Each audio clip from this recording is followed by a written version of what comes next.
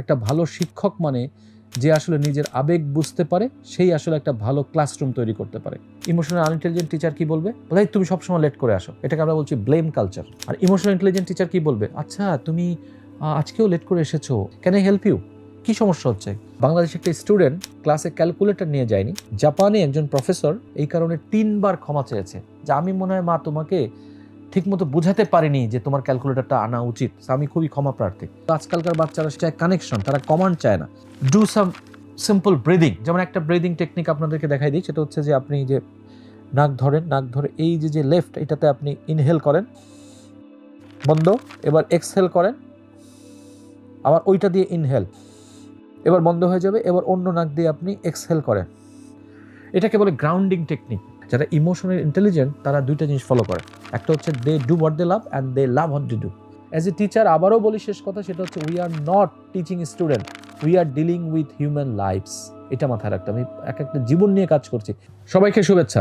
আজকে এমন একটা বিষয় নিয়ে কথা বলবো যেটা আসলে আপনাদেরকে অন্তত গভীরভাবে ভাবাতে সাহায্য করবে। আপনি দেখবেন যে বাংলাদেশ একটা অসম্ভব সম্ভাবনাময় দেশ, বাট আজকে যখন বাংলাদেশকে নিয়ে আমরা কথা বলি, এখানে কিন্তু অনেকগুলো শঙ্কার জায়গা চলে এসেছে। আমাদের তরুণীরা আজকে নিজেরা কিন্তু সেভাবে পড়ালেখা করে আগাতে পারছেন না। আমাদের যারা সিনিয়র লেভেলের লোকজন আছে তারা নিজেদেরকে আন্তর্জাতিক লেভেলে নিতে পারছেন না।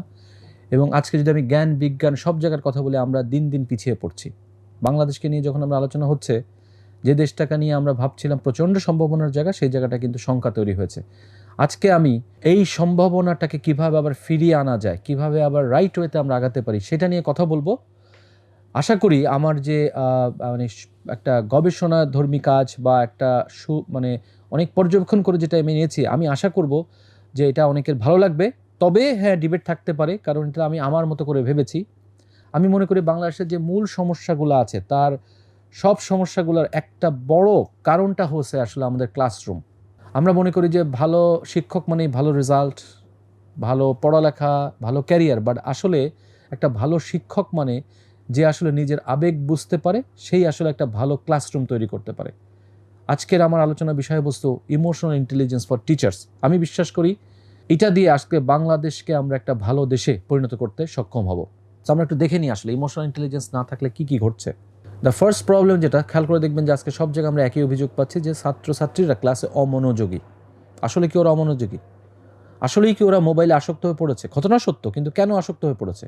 কারণটা কি ওদের মোবাইল ভালো লাগে? না, ওরা আসলে ক্লাসরুমে তা এনজয় করছে না, ওরা পড়ালেখাটাকে এনজয় করছে না। তার মানে ওদের সাথে আমরা সংযোগ স্থাপন করতে ব্যর্থ হয়েছি, যার ফলে তারা কানেক্টেড ফিল করছে না।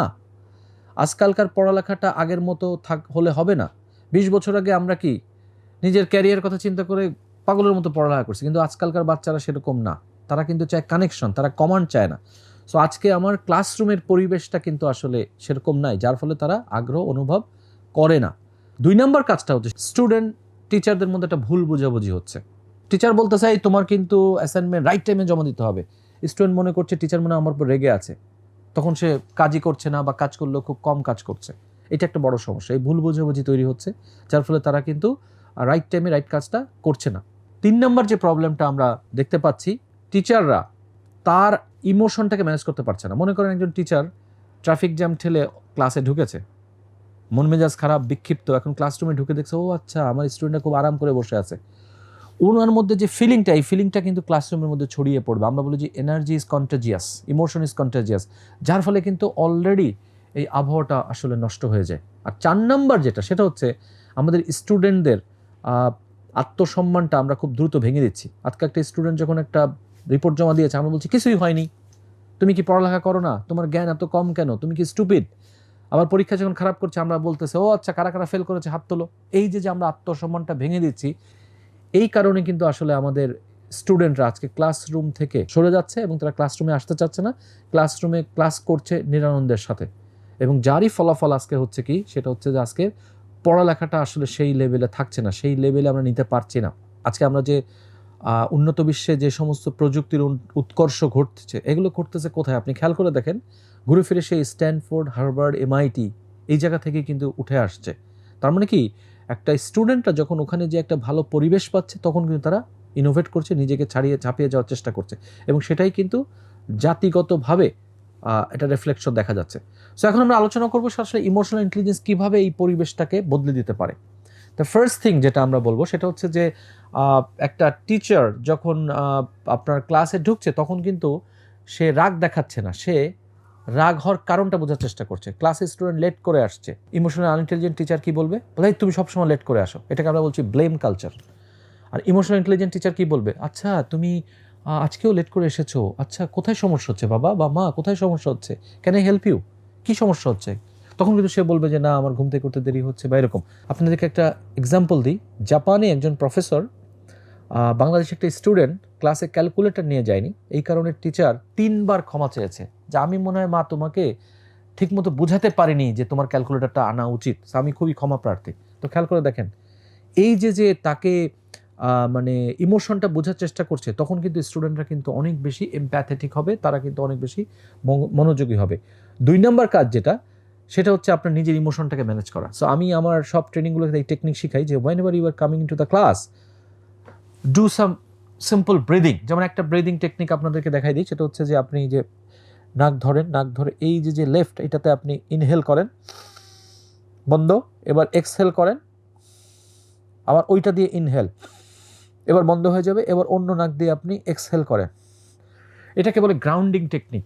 আপনি ক্লাসে ঢোকার আগে একটু ব্রিদিং করে যান না, তাহলে কিন্তু আপনার যে ইমোশনটা আপনি নিয়েছেন ওটা থেকে আপনি চেঞ্জ করে একটা খুব চমৎকার এনভায়রনমেন্টে চলে আসতে পারবেন। 3 নম্বর যেটা, সেটা হচ্ছে আমরা আমাদের স্টুডেন্টদেরকে যে ফিডব্যাকগুলো দিচ্ছি এই ফিডব্যাকের জায়গায় একটু মনোযোগী হতে হবে। যেমন কোনো যখন রিপোর্ট খারাপ করেছে বা রেজাল্ট খারাপ করেছে, আমরা তার আত্মসম্মান বা তার কনফিডেন্সটাকে ভেঙে না দিই। তাকে আমরা বলি না যে তোমার কিছুই হয়নি বা তুমি কাজটা করতে পারোনি, তা না বলে ওয়াও তুমি এই জায়গাটা খুব চমৎকার করেছো। আর একটু গভীরে যাওয়ার চেষ্টা করবে কি, আচ্ছা তোমার হাতের লেখা খুব চমৎকার, বাট মাঝে মাঝে তোমার হাতের লেখাটা একটু বেঁকে যায়, এখানে কি একটু কি পরিবর্তন করা যায়? তাহলে এই কাজটা যদি আমরা করতে পারি তখন কিন্তু আমাদের স্টুডেন্টরা আরও বেশি করে বেসিক্যালি তারা কিন্তু শেখাটা শুরু করবে। সমস্যা দূর করার 4 নম্বর যে টেকনিকটা, যেটা নিয়ে আমরা টিচারদেরকে ট্রেনিং করাই, সেটা হচ্ছে যে একজন ইমোশনালি ইন্টেলিজেন্ট টিচার প্রত্যেকটা স্টুডেন্টকে আলাদাভাবে শনাক্ত করতে সক্ষম হয়। দেখেন আমার যখন ক্লাসরুমে 30-40 জন স্টুডেন্ট আসতেছে, এক একজনের কালচার এক এক রকম, এক একজনের লাইফ স্টাইল ডিফারেন্ট, এক একজনের ফ্যামিলি স্ট্রাকচার ডিফারেন্ট, এক একজনের শেখার পদ্ধতি আলাদা। কেউ ভিজুয়াল দিয়ে শেখে, কেউ ভিডিও দিয়ে শেখে, কেউ নিজে মানে প্র্যাকটিস করে শেখে। একটা শিক্ষকের বড় কাজ হচ্ছে এটা বোঝার চেষ্টা করা। একটা স্টুডেন্ট আজকে আমার লেকচার বুঝতে পারেনি তার মানে সে স্টুপিড না, হয়তোবা সে লেকচারের মাধ্যমে শিখতে পারে না, তার জন্য অন্য কোনো পদ্ধতি দরকার। যেমন আমার ক্ষেত্রে বলি, আমি একটা সময় ছিলাম নিজে শিক্ষা অভ্যস্ত, আমি আর আমার ক্লাসরুমে লেকচার ফলো করতে পারতাম না, এই কারণে আমি কখনোই কোশ্চেন জিজ্ঞেস করতে পারতাম না। কিন্তু আমি দেখতাম আমার ক্লাসে অনেকে আছে দারুণ কোশ্চেন জিজ্ঞেস করতো, বাট আমি কিন্তু আবার বাসায় এসে সুন্দর করে পড়তাম। এই কারণে আমার একটা কনসেপ্ট রেডি করে ফেলেছিলাম যে আমি ক্লাসে কিছু বুঝবো না, বাসায় যেয়ে পড়ে বুঝবো। এটা কিন্তু আমার ক্যারিয়ারে কিছু ক্ষতি করেছে। বাট পরবর্তীতে আমি যখন বিদেশ থেকে মাস্টার্স করে আসলাম, ওইখানে আমার লিসেনিং স্কিলটা ডেভেলপ করে এবং তারপর থেকে আমি ক্লাসে আমি এখন মানুষের কথা শুনতে অনেক বেশি মনোযোগ দিয়ে শুনতে পারি। এবং এই কারণে ইদানিং যেটা হয়েছে, খুব ইন্টারেস্টিং ঘটনা ঘটেছে, যে আমি একসময় কোশ্চেনই করতে পারতাম, এখন আমি এত কোশ্চেন করি যে স্পিকার অনেক সময় বিরক্ত হয়ে যায়। সো এই কাজটা না আমাকে করতে হবে।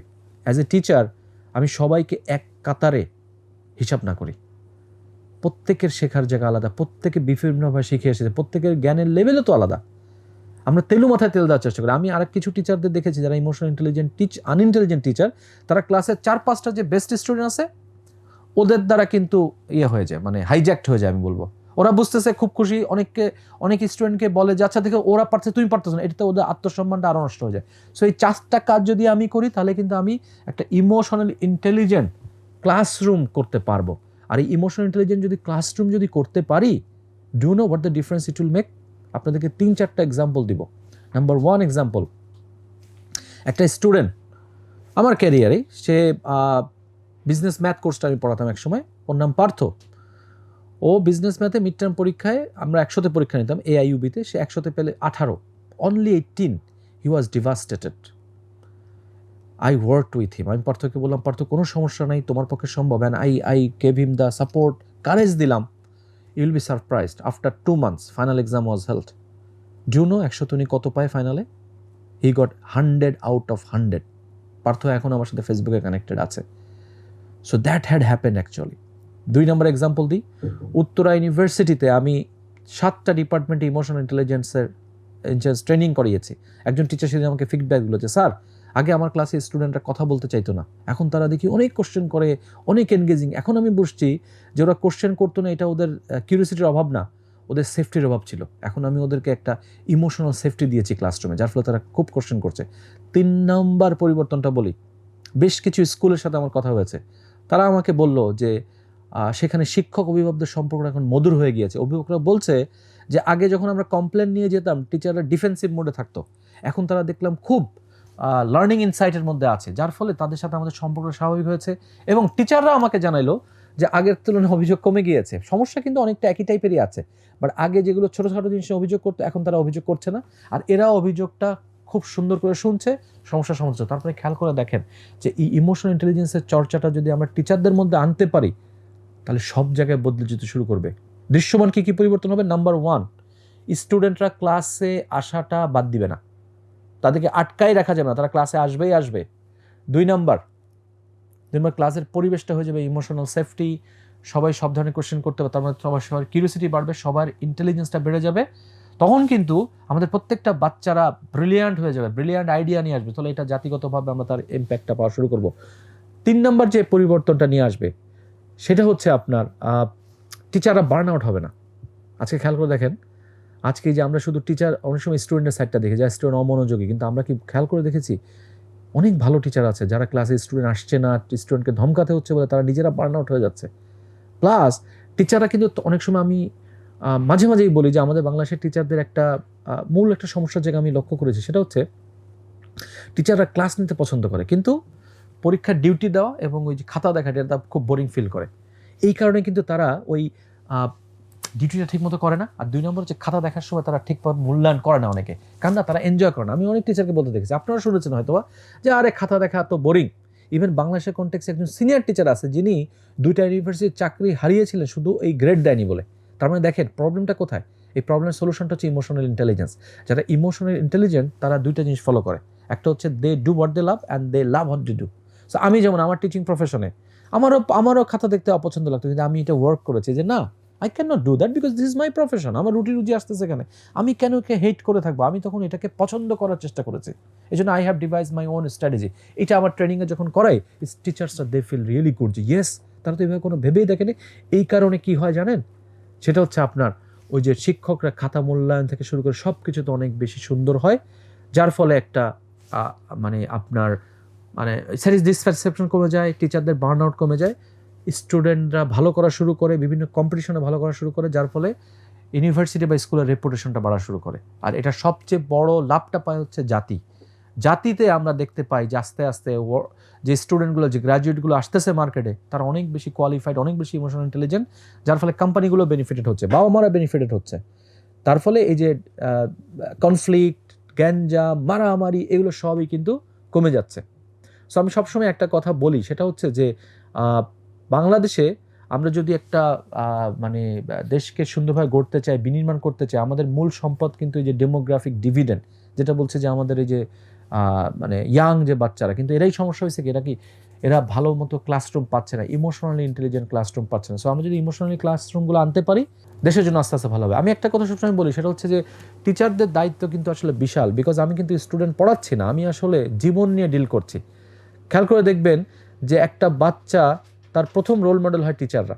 সো এই টিচার যদি সে ইমোশনাল টিচার পায়, তখন কিন্তু সে এই শিক্ষকদের প্রতি তার একটা মানে নেগেটিভ একটা ধারণা, অ্যাজাম্পশন তৈরি হয়ে যায়, পরবর্তীতে কখনো এটা চেঞ্জ করতে পারে। নাম্বার 1। আর নাম্বার 2 হচ্ছে এই টিচাররা যখন মডেলের জায়গা থেকে, রোল মডেলের জায়গা থেকে সরে যায়, তখন রোল মডেল হয়ে যায় টুইটার, টিকটক যারা করছে, ইউটিউবার করা করছে, এবং এটা কিন্তু জাতিকে লং টার্মে খুবই ক্ষতি করছে। কারণ বাংলাদেশের কন্টেক্সটে আপনি দেখবেন যে আমরা হাই এন্ড প্রোডাক্ট তৈরি করতে পারছি না, আমরা ভালো অ্যাপ আনতে পারছি না। আমাদের দেশের এটা একটা বড় সমস্যা, আমরা এখনও যে কোনো প্রোডাকশন বা সার্ভিসের লো এন্ডে পড়ে আছি। ইন্ডিয়ার কথা শুনেছি, একসময় তারা কাস্টমার সার্ভিস সেন্টার চালাইতো, কাজ নিয়ে আসতো, আস্তে আস্তে ওরা কিন্তু প্রোডাক্ট ডেভেলপমেন্টে চলে গেছে, যেটাতে আসলে বেশি টাকা। কিন্তু আমরা বাংলাদেশের থেকে কিন্তু এই লেভেলের কাজগুলো করতে পারছি না যে কোনো ইন্ডাস্ট্রি। তো বাংলাদেশে আজকে যে ওয়ার্কফোর্স আছে, আমাদেরকে খুব হাইলি ইন্টেলেকচুয়াল করতে হবে, এবং ইন্টেলেকচুয়াল করার জন্য মূল যে জায়গাটা দরকার, সেটা হচ্ছে আমাদের ক্লাসরুমে টিচারদেরকে ইমোশনালি ইন্টেলিজেন্ট করতে হবে। সো ইমোশনালি ইন্টেলিজেন্ট যদি আমরা করতে পারি, তাহলে তারা এই যে স্টুডেন্টের সাথে ডিল করবে রাইট ওয়েতে। আরেকটা কথা দিয়ে আমি শেষ করতে চাই, সেটা হচ্ছে যে একটা রিসেন্ট থিওরি এসেছে, সেটা হচ্ছে যে মানুষ কষ্ট বা হিউমিলিয়েশন, ইনসাল্ট এটা 20 বছরে ভুলতে পারে না, আর ভালো জিনিস, ভালো কথা 1 মাস পর্যন্ত মনে রাখে মাত্র। তার মানে বুঝতে পারছেন যে আজকে যদি আমার ইমোশনাল ইন্টেলিজেন্ট টিচার না হয়, তাহলে কিন্তু সে একটা স্টুডেন্টকে কখনো প্রেস করছে না, তার ওই কাজের প্রশংসা করছে না। আর একটা মানুষকে যদি প্রশংসা করা যায়, they can achieve anything, because তাদের মধ্যে তখন গ্রোথ মাইন্ডসেটটা আসতে থাকে, লিমিটিং বিলিফ থেকে তারা বেরোয় যায়। আমরা যখন বলছি যে তোমার দ্বারা কিছু হচ্ছে না, তুমি কিছু পারছো না, তখন এরকম একটা আরেকটা যদি আমি কন্টিনিউয়াস প্রশংসা করি। আর ইমোশনাল ইন্টেলিজেন্স যারা টিচার হয়, তারা প্রশংসা করতে কখনোই কিন্তু কার্পণ্যবোধ করেন না। তারা কিন্তু সবসময় একটা স্টুডেন্টের প্রত্যেকটা জিনিসের উপর প্রেস করতে পারে, এটা তার শেখা লাগে না। যেমন আমি যখন ক্লাস নিচ্ছি, আমি কিন্তু আমার ক্লাসে প্রত্যেকটা যখন একটা মতামত দিচ্ছে, আমি বলি ওয়াও ফ্যান্টাস্টিক অপিনিয়ন, বাট পুরোপুরি রাইট হয়নি, আরেকটু ট্রাই করো, আরেকজন কি ট্রাই করবে। আবার আমরা যখন মানে দেখা যায় যে অনেকে আমার ক্লাসে যারা ডিসিপ্লিন, তাদেরকে আমি প্রশংসা করছি, ডিসিপ্লিনের যে ভালো ড্রেস আপ করছে তার ড্রেস আপের প্রশংসা করছি। তার মানে কি আমার ক্লাসরুমে 30 জন স্টুডেন্টের মধ্যে দেখা গেছে প্রতিদিন 20, 25, 30 জনই কোনো না কোনোভাবে অ্যাপ্রিসিয়েটেড হচ্ছে। আর এই ফিলিং অফ অ্যাপ্রিসিয়েশন যেটা, এই কালচারটা কিন্তু আসলে মানুষকে অনেক দূরে এগিয়ে নিয়ে যায়, কারণ তখন কিন্তু সে নিজের উপরে বড় ফিল করে। আরেকটা ব্যাপার বলি আপনাদেরকে, রিসেন্ট থিওরি থেকে বের হয়েছে, রিসার্চ থেকে, সেটা হচ্ছে বাচ্চা কাচ্চাকে যখন ওই বাবা মা যখন বকাঝকা করে, তখন না বাচ্চা কাচ্চা বাবা মাকে ভালোবাসা ভুলে যায় না, বন্ধ করে না, তারা নিজেকে ভালোবাসাটা বন্ধ করে দেয়। সো এই ডেঞ্জারাস জিনিসটা কিন্তু ক্লাসরুমে হচ্ছে। আমাদের ইমোশনাল ইন্টেলিজেন্ট টিচাররা যখন ইমোশনালি আনইন্টেলিজেন্ট বিহেভ করছে, এই বাচ্চারা কিন্তু নিজেকেই ভালোবাসাটা বন্ধ করেছে। আর নিজেকে যখন ভালোবাসছে না, they are actually doing some bad things with them. অনেকে আজকে ড্রাগে আসক্ত হচ্ছে এবং বিভিন্ন বাজে আড্ডায় ঢুকে যাচ্ছে, এবং এটাও কিন্তু হচ্ছে আসলে ক্লাসরুমের কারণেই হচ্ছে। আজকে ইমোশনালি আনইন্টেলিজেন্ট ক্লাসরুমের কারণে এটা হচ্ছে। কানাডার একজন বিখ্যাত প্রফেসর মার্ক ব্র্যাকেট, উনি আপনার Yale university centre of emotional ইন্টেলিজেন্সের ডিরেক্টর হিসেবে আছেন। উনি একটা কনসেপ্ট তৈরি করেছেন, মুড মিটার। সো এই মুড মিটার দিয়ে আমরা দেখাই যে মানুষের ইমোশন হয় সাধারণত বেসিক 4 প্রকার। সেটা হচ্ছে যে যখন সে আইদার প্লেজেন্ট ফিল করে অথবা আনপ্লেজেন্ট ফিল করে, আর তার বডিতে এনার্জি হাই হয়, এনার্জি লো হয়। সো 2x2 ম্যাট্রিক্সে আমরা বলছি যে মানুষ যখন রাগ করছে, এটাকে উনি নাম দিয়েছে হচ্ছে unpleasant high energy emotion, high arousal. আর যখন একজন লো অ্যারাউজাল আর আনপ্লেজেন্ট, এটাকে উনি নাম দিয়েছেন আসলে ব্লু ইমোশন, বা এটাকে উনি বলছেন যে আপনার মুড মিটারে ব্লু জায়গা, যেমন স্যাড, আমি গ্লুমি আছি, আমি ডিসপেয়ার, এগুলো কিন্তু ব্লু ইমোশন। সো একটা টিচার এই ইমোশনাল ইন্টেলিজেন্স যখন আমি প্র্যাকটিস করি, তখন এই মুড মিটারটা আমি শেখাচ্ছি, যার ফলে টিচার নিজের ইমোশনটাও বুঝতে পারছে, রিড করতে, একটা স্টুডেন্টও মুড পারছে। খেয়াল করে দেখেন, আজকে আমার একটা ক্লাসে একটা বাচ্চা হঠাৎ করে রেগে গেছে, আমি যদি মুড মিটারটা বুঝি, দেন আই ক্যান রিয়েলাইজ যে আচ্ছা ওর আসলে হাই এনার্জি বাট আনপ্লেজেন্ট। এখন আমার কাজটা কি হবে? প্রথমে হচ্ছে ওকে কুল ডাউন করতে হবে, যে ওকে তুমি তো এনার্জি কমাও, আচ্ছা ঠিক আছে বাবা, বুঝতে পারছি তোমার সুস্থা, তোমার সাথে আমি কথা বলবো, আসো বসো। যখন আমি তার সাথে কমিউনিকেশনে যাচ্ছি, তাকে ব্লেম করছি না, তখন কিন্তু সে আস্তে আস্তে তার এনার্জিটা লো হয়ে গেল, সেখানে চলে আসলো। লোটা হয়ে যাওয়ার পরে এখন আমার কাজ হচ্ছে তার আনপ্লেজেন্ট থেকে প্লেজেন্টে কনভার্ট করা। প্লেজেন্টে কনভার্ট করলে কিন্তু তখন সে কি ফিল করবে? He will feel relax, he will feel cool, or he will feel happy, he will feel pleasant. So এই মুড মিটারটা আমি আমার ট্রেনিংয়ে করাই, এবং এই মুড মিটারটা আপনারা সবাই গুগলে সার্চ দিতে পারবেন যে মুড মিটার, মার্ক ব্র্যাকেট উনি এটা ইন্ট্রোডিউস করেছে। সো এই জিনিসগুলো আসলে আমাদের টিচারদেরকে জানতেই হবে, কারণ অ্যাজ এ টিচার, আবারও বলি শেষ কথা, সেটা হচ্ছে we are not teaching student, we are dealing with human lifes. এটা মাথায় রাখতে, আমি একটা জীবন নিয়ে কাজ করছি, এবং এই বাচ্চাদের জীবনের গতিপথ আসলে টিচারদের দ্বারাই কিন্তু নির্ধারিত হয়। সো আজকে আমি ক্লাসরুমে ইমোশনালি আনইন্টেলিজেন্ট টিচার পাঠানো সবচাইতে ভয়ঙ্কর। একটা রাস্তায় যেমন আমি একটা খারাপ রাস্তায় একটা গাড়ি ছেড়ে দেওয়া মানে ভয়ঙ্কর, সেম থিং ইজ ট্রু। আজকে আমি আমার ক্লাসরুমে টিচার যদি ইমোশনালি আনইন্টেলিজেন্ট হয়, ওইখানে আমার বাচ্চাকে দেওয়া মানে আমি আসলে একটা ডেঞ্জারাস কাজ করছি। সো আজকের এই এপিসোড যারা দেখছেন, সেই বাবা মাদেরকে আমি অনুরোধ করবো যে আপনারা প্লিজ খোঁজ করেন যে আপনার বাচ্চারা কোন টিচারের কাছে পড়ছে, কোন টিচারের ক্লাসরুমে যাচ্ছে, তারা কি ইমোশনাল ইন্টেলিজেন্ট। যদি ইমোশনাল ইন্টেলিজেন্ট না হয়, তাহলে কিন্তু ডেঞ্জারাস একটা ঝুঁকি নিচ্ছি আমি। সো আশা করি এই এপিসোডের মধ্যে আমরা সবাই ইমোশনাল ইন্টেলিজেন্সের ইম্পর্টেন্সটা ধরতে পারবো। আজকে ক্লাসরুমে একটা টিচারকে ইমোশনাল ইন্টেলিজেন্স না হলে তাকে দেওয়াই ঠিক না। এবং দেখবেন উন্নত বিশ্বে কিন্তু এই জন্য টিচারদেরকে শুধু তার নিজের লাইনের এক্সপার্টিস ডেভেলপ করলেই হয় না, তাকে কিন্তু একটা এডুকেশনের উপর ডিগ্রি নিতে হয়। এডুকেশনের ডিগ্রিটা মানে কি? যে they know actually how to teach, they know how to manage the environment, they know how to manage the emotions of the student. আমাদের দেশে এই চর্চাটা একেবারেই নেই। আমাদের দেশে কিন্তু ইউনিভার্সিটিতে টিচারদেরকে আমি পাশ করার পরে জয়েন করার সঙ্গে সঙ্গে ক্লাসরুমে পাঠিয়ে দিচ্ছি, which is very unsafe for the student. So এই এপিসোড যারা দেখছেন তাদেরকে অনুরোধ করবো আপনারা এটা নিয়ে আলোচনা করবেন, আগাবেন, এবং আমরা ইনশাল্লাহ সবাই মিলে একসাথে কাজ করলে আজকে ইমোশনাল ইন্টেলিজেন্ট ক্লাসরুম তৈরি করতে পারবো, ইমোশনাল ইন্টেলিজেন্ট ইউনিভার্সিটি তৈরি করতে পারবো, emotional intelligent college, emotional intelligent school তৈরি করতে পারবো, এবং আমাদের জাতির ইমোশনাল ইন্টেলিজেন্স বা ইকিউ যেটা বলি, ইমোশনালি কোশ্চেন, এটা বাড়তে থাকবে এবং এটার বেনিফিট আমরা পেতে থাকবো। এবং এটা যখন করতে পারবো, সমাজে যে যে জায়গায় অসঙ্গতি আছে, সমস্যা আছে, সব জায়গা আস্তে আস্তে দূর হওয়া শুরু করবে। আমি প্রফেসর এস এম আরিফুজ্জামান, অনেক ধন্যবাদ আপনাদেরকে আগ্রহের সাথে এই অনুষ্ঠানটা দেখার জন্য। সামনে আরও কোনো পর্বে দেখা হচ্ছে। ধন্যবাদ সবাইকে। 1 লক্ষাধিক পণ্য আর অসংখ্য সুবিধা নিয়ে আস্থার রকমারি আপনার দৌড়ে। যা কিছু দরকারি সাথে আছে রকমারি। বই ও পণ্য অর্ডার করতে ভিজিট করুন এখনই।